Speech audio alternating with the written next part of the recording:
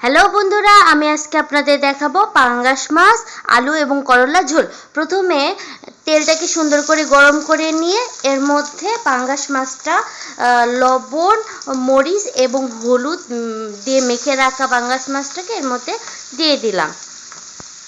পাঙ্গাস মাছটাকে সুন্দরভাবে ভাজতে হবে, দুই পাশে যাতে একবারে লাল লাল হয়ে যায় এভাবে ভাজতে হবে। দেখুন আপনারা,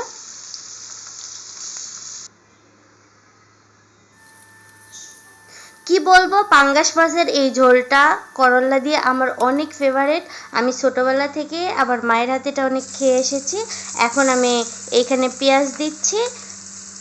পেঁয়াজ সুন্দর করে ভাজা হয়ে গেলে এর মধ্যে আমি কয়েকটা দারচিনি দিলাম,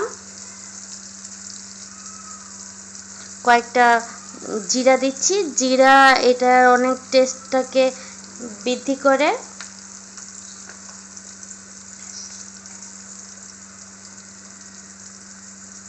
এই পর্যায়ে আমি একটা সাদা এলাচ দিচ্ছি। সাদা এলাচ কোটাটা দিতে হবে। আমি মাছের মশলাটাও এর মধ্যে অ্যাড করে দিব। এখানে হচ্ছে আমি দিলাম কালো জিরা। কালো জিরা তরকারিতে আমি অনেক পছন্দ করি, এজন্য সব তরকারিতেই একটু একটু দিয়ে থাকি। এখানে আমি করলাটাকে দেখুন কিভাবে কেটে নিয়েছি, আলুটাকে ঠিক এইভাবে কেটে নিলে আলুর মধ্যে মশলাটা সুন্দরভাবে ঢোকে এবং আলুটা সুন্দর সিদ্ধ হয়, যেটা খেতে অনেক টেস্টি হয়।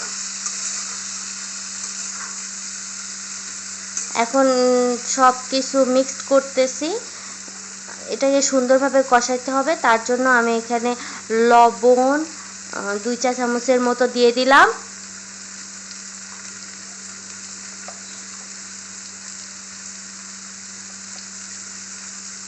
এরপরে হলুদ দিয়ে দিচ্ছি 1/2 চা চামচের মতো।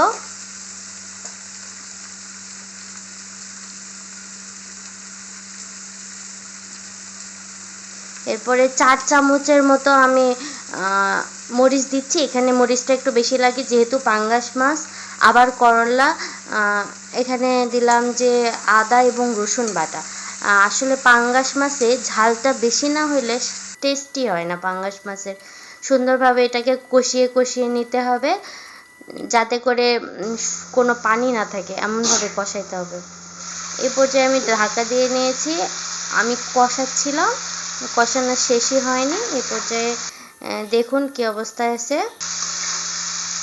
এই দেখুন তেলটাকে মানে তরকারি গা থেকে তেলটা ছাড়িয়ে আসছে।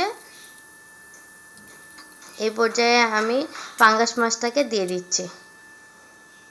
হ্যাঁ, এখন একটু বেশি করে দিলাম, পানি দিলাম, যাতে করে ঝোল এবং মাছটা কষানো দুইটাই আমার রান্না শেষ। দেখুন এটা কেমন লোভনীয় কালার হয়েছে।